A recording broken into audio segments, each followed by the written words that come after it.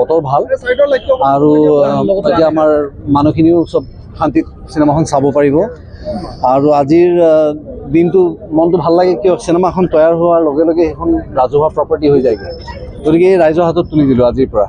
গতিকে আমাৰ এক্সাইটমেণ্ট এইকাৰণে যে আমি ইমান দিনে কষ্ট কৰি টুকুৰা টুকুৰাকৈ জোৰা লগাই এখন ছবি তৈয়াৰ কৰোঁ আজি সেই ছবিখন মানুহে চাবলৈ পাব গতিকে তেওঁলোকৰ ফিডবেকটো পাম আমি ক'ত ভুল কৰিলোঁ ক'ত ভাল কৰিলোঁ এই গোটেইখিনি কথা আজি গম পাম সেইটোৰ কাৰণে এক্সাইটেড হৈ থাকোঁ তাৰোপৰি ব্যৱসায়িক দিশৰ সফলতাটোৰ কথা আছেই কাৰণ সেই দিশত আমি সফল হ'লেহে আচলতে প্ৰযোজকে আৰু এখন ছবি তৈয়াৰ কৰিব এনেকৈ প্ৰযোজক যদি ৰিপিট হৈ থাকে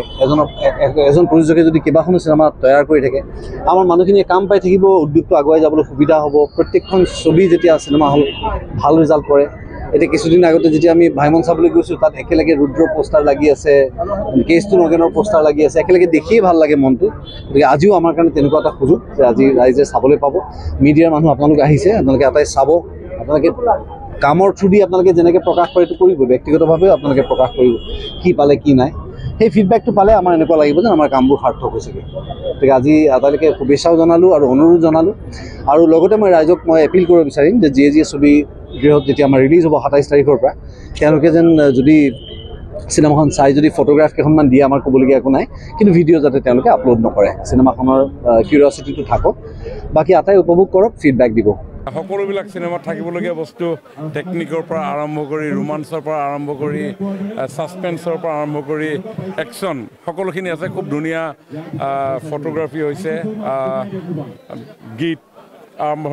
গীতৰ পৰা আৰম্ভ কৰি খুব ধুনীয়াকৈ ৰুদ্ৰক আগুৱাই দিছে মই ভাবোঁ অসমৰ ৰাইজে ৰুদ্ৰক আদৰি ল'ব খুবেই ভাল আৰু লগতে ভয়ো লাগি আছে যিহেতু এখন ৰাইজে খুব অপেক্ষা কৰি থকা চিনেমা আচলতে সেই 1 তাৰিখৰ পৰাই আচলতে অপেক্ষা কৰি আছিলে আৰু আজি সেই দিনটো আহি পালে ইতিমধ্যে আজি আমাৰ প্ৰিমিয়াৰ যদিও আমাৰ ৰুদ্ৰ আহি আছে অহা জুনৰ 27 তাৰিখে ৰাইজৰ মাজলৈ আৰু ৰাইজলৈ এটাই আহ্বান জনাম যাতে যোৱা অসমীয়া চলচ্চিত্ৰ যিমানকেইখন ৰিলিজ হ'ল তেওঁলোকৰ সেইখনক যেনেকৈ মৰম আৰু লগতে আঁকোৱালি লৈছে ঠিক তেনেদৰে যাতে ৰুদ্ৰকো মৰম আশীৰ্বাদ আৰু আঁকোৱালি লয় মোৰ কেৰেক্টাৰটো আচলতে ৰবিদাৰ অপজিটত লিড কেৰেক্টাৰ আৰু ৰবিদাৰ লগত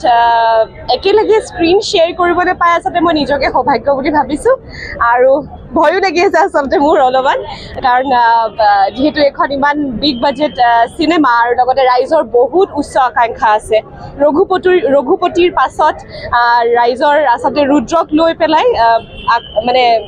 এক্সপেক্টেশ্যনছটো বহুত হাই হৈ গৈছে চব পাব আমাৰ যিহেতু প্ৰযোজক আৰু পৰিচালক তেখেতলোকে কৈছে যে চিনেমাখন একচুৱেলি একশ্যন বেছড হয় যদিও একশ্যন বেছড হয় এখন চিনেমা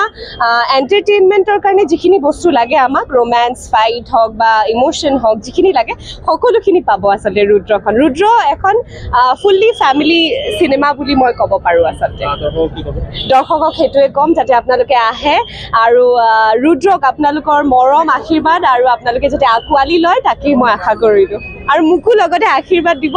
যাতে আশীৰ্বাদ কৰিব যাতে এনেকৈ অনাগত দিনত আপোনালোকৰ ওচৰলৈ ভাল ভাল কাম মই আগবঢ়াই দিবলৈ পাৰোঁ আৰু সৰুৰ পৰা ৰবিদাহঁতক দেখিয়ে ডাঙৰ হোৱা ৰবিদাক যেতিয়াৰ পৰা মই স্কুল গৈছিলোঁ তেতিয়া দেখিছিলোঁ ৰবিদা ডাম্বেল চাম্বেল কৰি থাকে তাৰপিছত ইমান বছৰৰ পিছত ৰবিদাৰ লগত এখন মানে মুভিতে কাম কৰাটো মোৰ কাৰণে খুব সৌভাগ্য আৰু এইটো মোক সুবিধাটো দিলে ৰূপক গগৈ ছাৰে অডিশ্যনৰ ক্ষেত্ৰত তেওঁলোক মোক চিলেক্ট কৰিলে খুব ভাল অভিজ্ঞতা গোটেই টিমটোৰ লগত এটা ভাল অভিজ্ঞতা আৰু এতিয়া আমি এক্সাইটেড হৈ আছোঁ প্ৰিমিয়াৰ চাবলৈ প্ৰিমিয়াৰ আমি যিখিনি কিমান ভাল কৰিব পাৰিছোঁ লগতে আমাৰ মুভিখনো বহুত ভাল হ'ব ভালদৰে চলিব তাৰ কামনাৰে মই আহিছোঁ এতিয়া প্ৰিমিয়াৰলৈ আশা কৰোঁ আমি ভালে ভালে অসমবাসী ৰাইজৰ মাজত সোমাব পৰা তেওঁলোকে যাতে আমাৰ আঁকোৱালি লয় মোৰ এইখন প্ৰথম নহয় এইখন মোৰ চতুৰ্থ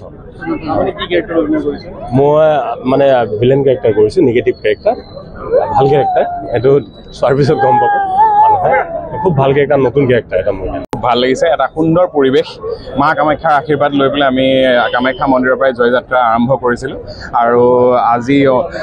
অম্বুবাচীৰ দ্বিতীয় দিনাখনে আমি ইয়াৰ প্ৰিমিয়াৰ অৰ্গেনাইজ কৰিছোঁ আৰু 26 তাৰিখে আমাৰ এটা প্ৰিমিয়াৰ যোৰহাটতো হ'ব আৰু দৰ্শকৰ ডিমাণ্ডলৈ চাই পেলাই আমি সকলো ইণ্ডাষ্ট্ৰীৰ মানুহ আৰু জাৰ্নেলিষ্টখিনি গোটেই আমাৰ ইণ্ডাষ্ট্ৰীটোক মাতিবলগীয়া হোৱাৰ কাৰণে আমি আৰু এটা প্ৰিমিয়াৰ আজি ৰাতি 10টা বজাত আমি কৰিম আৰু 26 তাৰিখে যোৰহাটত হ'ব আৰু চিনেমাখনক লৈ খুবেই আশাবাদী জানেই আদিল হুছেইন আছে, ৰবি শৰ্মা আছে, নন্দিনী কাশ্যপ আছে, অৰ্চিতা আছে আৰু জয় কাশ্যপ আছে। আচলতে এখন কালেক্টিভ প্ৰডাক্ট। আচলতে ইয়াত ডেকাৰ পৰা বুঢ়ালৈকে চাব পাৰে। একশ্যন, ৰোমেন্স, থ্ৰিল, ছাছপেন্স, বিৰাট ছাছপেন্স থকা এখন চিনেমা আৰু বেলেগ চিনেমা আগৰ চিনেমাবিলাকতকৈ যথেষ্ট উন্নত হৈছে। আমাৰ DOP আৰ্ট টিম গোটেইখিনি বলিউডৰ পৰা অনা হৈছিলে আৰু সংগীত আমাৰ যিটো টাইটেল ট্ৰেক গাইছে এইটো নীলাকাশে গাইছে আৰু যিটো আমাৰ ৰোমেণ্টিক ছং গাইছে এইটো আমাৰ জুবিন গাৰ্গে গাইছে, জুবিন গাৰ্গ আৰু ভাস্বতী ভাৰতী। গতিকে সকলোৱে ভালদৰে চিনেমাখন 27 তাৰিখৰ পৰা চাওকি আহি পেলাই। কেৱল মোৰ এটাই অনুৰোধ, সদায় মই কৈ আহিছোঁ, যাতে হলত ৰেকৰ্ডিং কৰি চিনেমাখন যাতে নষ্ট কৰি নেপেলায়, কাৰণ আমি বহুত কষ্ট কৰি এই সৰু ইণ্ডাষ্ট্ৰিটো ছাৰ্ভাইভ কৰি আছে। গতিকে পাইৰেচি বা এইবিলাক কথা আমাৰ কাৰণে অভিশাপ। গতিকে কোনোবাই এখন দুখন ফটো ক্লিক কৰিব পাৰে, কিন্তু আমি কোনোবাই হল ৰেকৰ্ডিং কৰিলে আমি সেইটো আইনগত ব্যৱস্থা ল'ম। আপুনি বিচৰা বাতৰি পাব কেৱল নিউজ 18 এপত। নিউজ 18 এপ ডাউনলোড কৰিবলৈ স্কেন কৰক এই QR কোড। গুগল প্লে ষ্টৰতো পাব এই নিউজ 18 এপ।